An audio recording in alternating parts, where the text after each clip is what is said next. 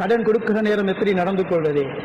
ஒருவருக்கு கடன் கொடுத்தா இஸ்லாம் சில ஆதாபுகளை சொல்லுது. இந்த ஆதாபுகள் பேணப்படணும். ஆதாபுகள் பேணப்பட இல்லைண்டா நம்பிக்கை இல்லாமல் போயிடும், நம்பிக்கைகள் உடைக்கப்படும், நட்புகள் இல்லாமல் போகும். எவ்வளவு நெருங்கிய நண்பனாக இருந்தாலும் கொடுக்கிற கடன் அது ஒரு கடிதம் எழுதப்பட்டு 2 சாட்சி வைக்கப்படும். இது குர்ஆன் சொல்லுது. இதா ததாயன்தும் பிதைன் இலா அஜலின் முஸம்மன் ஃபக்துபு வத்தஷீது ஷஹீதைன் மின் ரிஜாலிக்கும். குர்ஆன் பேசுது, 2 சாட்சியாளர் வைங்க, கடிதத்தை எழுதுங்க. கடன் கொடுத்ததற்கு ஆதாரம் இருக்கணும். நீங்க எவ்வளவு நெருங்கிய நண்பனுக்கு கொடுத்தாலும் பரவாயில்லை, உங்களை நானுக்கு கொடுக்குறீங்க பரவாயில்லை, எழுதுங்க. ஏன்?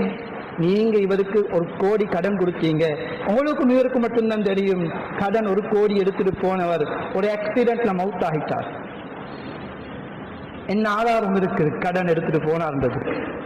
எப்படி போய் உறவுகள்கிட்ட கேட்கிறது? 1 கோடி எடுத்தாவை தாங்க என்று இஸ்லாம் சொல்லுது.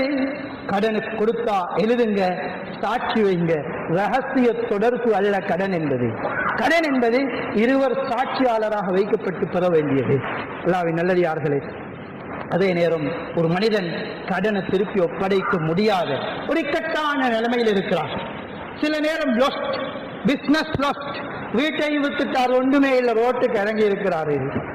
இவர்கிட்ட போய் என்ன கடனத்தாண்டு கடனாளிகள் எல்லோரும் இவரை போய் சூழ்ந்தா இவர் நாட்டுக்கு ஓடிடுவார்.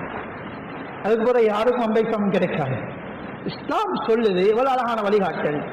ஒருவன் கஷ்டவாளியாக இருக்கிறானா அவனுக்கு கஷ்டம் நீங்கும் வரைக்கும் அவனுக்கு நேரம் கொடுங்க, அவகாசம் கொடுங்க, சம்பாதித்து தரட்டும். முஆத் இப்னு ஜபல் ரலியல்லாஹு அன்ஹு பிசினஸ் செஞ்சு லொஸ்ட் ஆயிட்டாங்க. ஹஜ்ரத் ஸல்லல்லாஹு அலைஹி வஸல்லம் அவங்களோட சொத்துக்கள் எல்லாத்தையும் வித்தாங்க. வித்து கடனாளிகளுக்கு கொடுத்தும் கடன் அடைக்க முடியல. கூப்பிட்டு சொன்னாங்க, இவ்வளவுதான் நீக்குது, எடுத்துட்டு போங்க, மீதமானது செய்ய வழி இல்லைன்னா. அவ்வளவுதான் தாளத்துக்கு அவர்கிட்ட இருக்குது.